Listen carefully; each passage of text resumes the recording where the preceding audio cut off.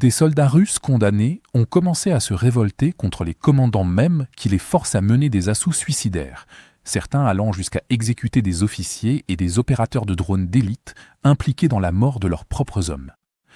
Le premier incident concerne un soldat russe capturé par l'Ukraine, qui a avoué avoir assassiné son propre commandant de compagnie lors d'une précédente affectation.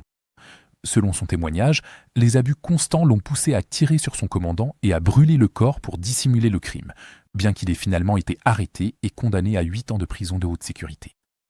Malgré le meurtre de son commandant, le ministère russe de la Défense a permis à ce tueur de commandant condamné de quitter la prison après avoir signé un nouveau contrat militaire, puis l'a renvoyé au front.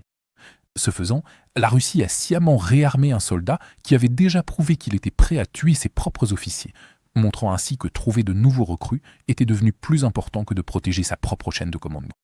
Le danger de cette politique n'était pas hypothétique, puisqu'un autre prisonnier recruté s'est rapidement retourné contre certains des personnels les plus précieux de la Russie. Un soldat russe qui avait déjà purgé une peine de 12 ans de prison avant de rejoindre l'armée a intégré l'unité de drones Rubicon et a ouvert le feu sur ses camarades dans la région de Kharkiv. La fusillade a fait 6 morts et 2 blessés, dont des opérateurs de drones Rubicon hautement qualifiés. Ces spécialistes sont difficiles à remplacer et sont déployés dans les secteurs offensifs les plus importants de la Russie. Leur mort montre que les recrues issues des prisons commencent à cibler précisément le personnel chargé de faire respecter le système de contrôle brutal de la Russie. Puisque les équipes de drones Rubicon sont souvent utilisées pour diriger des frappes contre des soldats russes tentant de battre en retraite ou de se rendre, elles sont devenues des cibles naturelles pour les troupes cherchant à se venger de ceux qui tuent leurs propres camarades.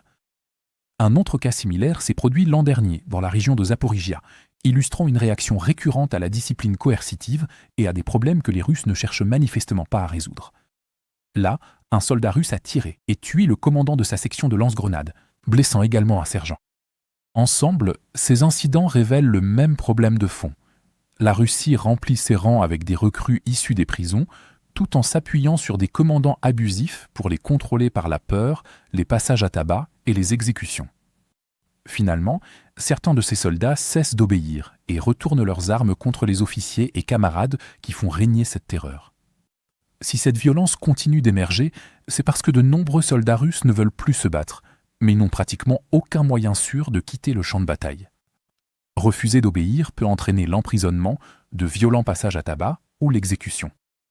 La désertion est empêchée par la police militaire et les détachements de barrages postés derrière les unités de première ligne, dont le but est d'arrêter les soldats en fuite et de les forcer à retourner à l'assaut, même suicidaire.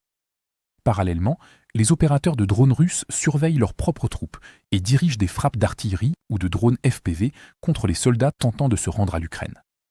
L'objectif est de convaincre tous les autres qu'aucune retraite ni reddition n'offre la moindre chance de survie. Pris au piège entre les positions ukrainiennes devant et l'exécution par leur propre camp derrière, certains soldats finissent par décider que la seule façon de survivre est d'éliminer les hommes qui font appliquer ces ordres. Fait intéressant, l'Ukraine a compris que ces détachements de barrages sont essentiels pour maintenir au combat des soldats russes réticents et a commencé à les cibler délibérément. Lors d'une frappe récente, un véhicule blindé de la police militaire russe appartenant à une unité fortement renforcée à travers la région de Donetsk contrôlée par la Russie, précisément pour empêcher la désertion, a été détruit. Cela reflète un problème plus large pour la Russie. Les assauts suicidaires constants minent le moral, la chute du moral entraîne des refus d'obéissance et des désertions, et ces désertions obligent la Russie à déployer encore plus d'unités de barrage pour maintenir la discipline. À mesure que les frappes ukrainiennes détruisent les véhicules de la police militaire, éliminent les détachements de barrage et perturbent leurs patrouilles, des failles commencent à apparaître dans ce système de coercition. Ces failles facilitent la désertion et les évasions réussies peuvent rapidement en encourager d'autres à suivre le mouvement. La Russie est alors contrainte de détourner des soldats, des véhicules et du matériel supplémentaire des opérations de combat simplement pour surveiller ses propres troupes. Pendant ce temps, les commandants, la police militaire et les opérateurs de drones chargés de faire respecter la discipline deviennent de plus en plus exposés, car ils sont traqués à la fois par l'Ukraine et par les soldats russes qu'ils tentent de contrôler. Dans l'ensemble, les commandants et les opérateurs de drones deviennent des cibles parce qu'ils exercent des violences contre leurs propres hommes. Le système de recrutement et de discipline de la Russie reproduit désormais activement les conditions propices à d'autres attaques similaires, car de plus en plus de recrues, issus des bataillons disciplinaires, pourraient commencer à déserter, se rendre ou attaquer leurs commandants. Plus la Russie terrorise des recrues réticentes pour les forcer à combattre, plus il est probable que ces recrues se révoltent et retournent leurs armes contre ceux qui imposent cette terreur.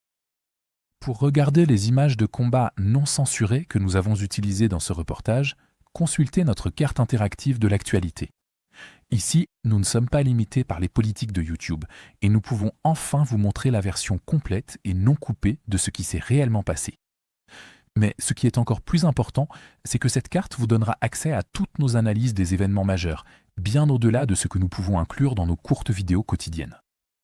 Enfin, nous lançons officiellement la deuxième génération de notre carte interactive.